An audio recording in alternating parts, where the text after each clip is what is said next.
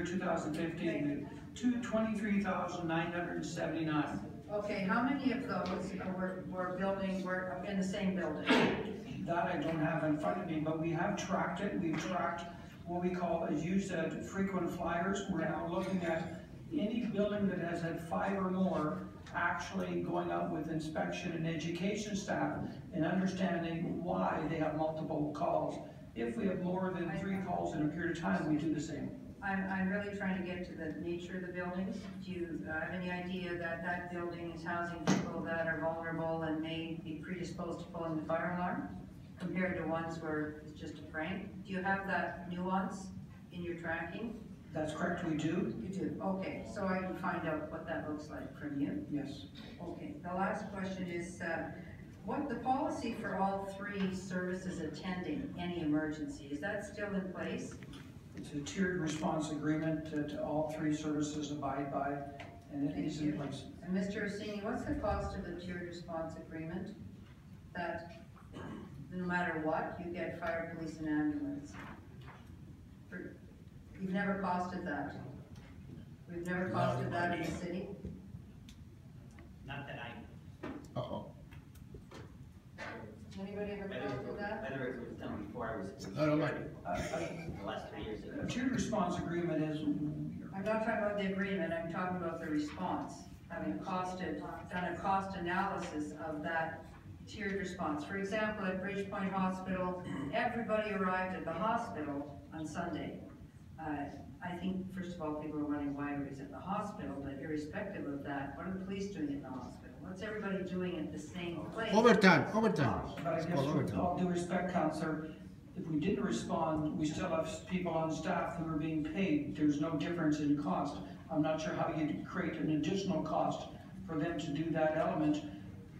So you're looking at that, well, there is the truck that's running, and there is all the rest of it, so there are just issues, and nobody's ever costed tiered response. That's what I'm hearing, Mr. Chair, that you know about? Not that I'm aware of, and I don't think the answer is I don't think we can go over it. Thank you. Thank you very much. Seeing no other, what did I miss? Oh, I'm sorry. It's all right. It's okay, it was that scribbly letter, right? Deputy Mayor, sorry. The last question, I think, is around this year's work on the high-rise safety for high-rise residents, and whether or not that will continue and is in the budget for next year. I'll just give you all my questions at once because they're all related to that.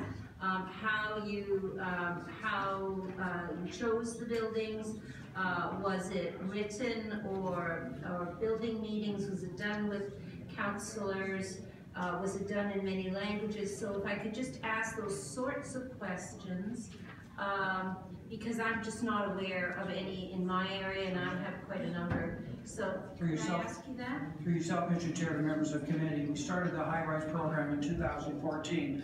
At that time, we looked at buildings in areas where we had a high incidence of calls, false alarms and/or fire calls.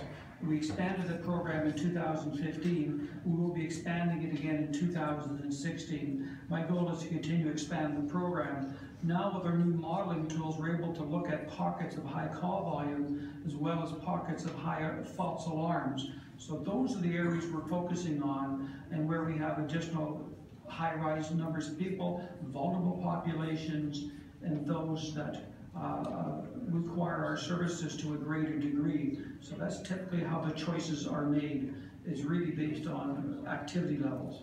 And would I be able to get an outline of that, and particularly because I don't know that it was in Oak Street Apartments or whether it was in St. Jamestown, I'm just not aware. And if it did happen, then it wasn't in conjunction with our office, which would have been useful as well, right? So if I could just get the outline of that program, I can have it offline. I'm perfectly happy with that. And the buildings in Ward 28, at least, that were in the program. Yes. Thank you. Thank you. Thank you, Councillor. Thank you very much, Chief.